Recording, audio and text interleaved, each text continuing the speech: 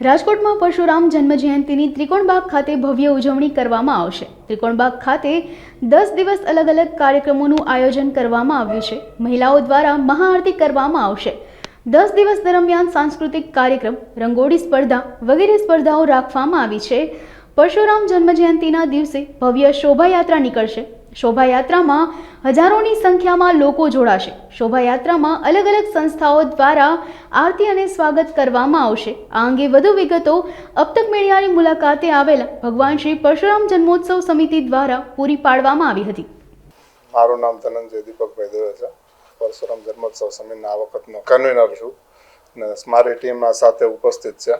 તે તમામ ટીમ મેમ્બરો દ્વારા આપની ચેનલમાં જે અમારા 10 દિવસ દરમિયાન કાર્યક્રમો થવાના છે એ 10 દિવસના કાર્યક્રમોમાં તથા પરશુરામ જન્મોત્સવના દિવસે જે શોભાયાત્રા નીકળવાની છે તે શોભાયાત્રા દરમિયાન આપની ટીમને હાજરી આપવા આપ સૌને નિમંત્રણ પાઠવવામાં આવે છે। કાર્યક્રમો અમારા જે રંગોળી સ્પર્ધા થાય છે, ડાયરો કરવામાં આવશે, માતૃ પિતૃ વંદના કાર્યક્રમ કરવામાં આવશે।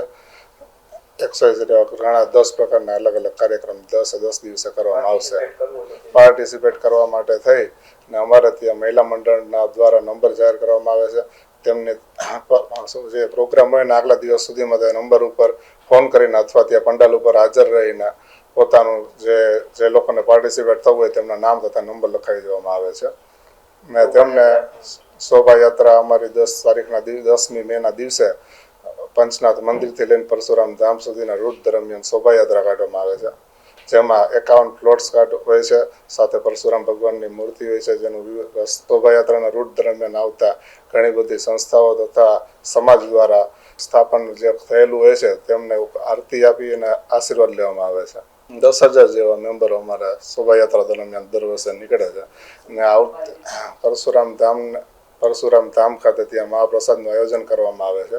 ત્યાં પરશુરામ ધામ ખાતે 7:30 વાગે પહોંચી આરતી કરી ત્યારબાદ મહાપ્રસાદ શરૂ કરવામાં આવે છે। અમારી 10 મેના દિવસે છે, એને અનુસંધાને આગલા 10 દિવસ દરમિયાન 1લી તારીખથી લઈને 10 તારીખ સુધી ત્રિકોણબાગ ખાતે એક પંડાલ રાખવામાં આવે છે, જ્યાં રોજ સાંજના મહાઆરતી તથા અમારા મહિલા મંડળ દ્વારા વિવિધ સાંસ્કૃતિક કાર્યક્રમોનો ઉજવણી કરવામાં આવતી હોય છે।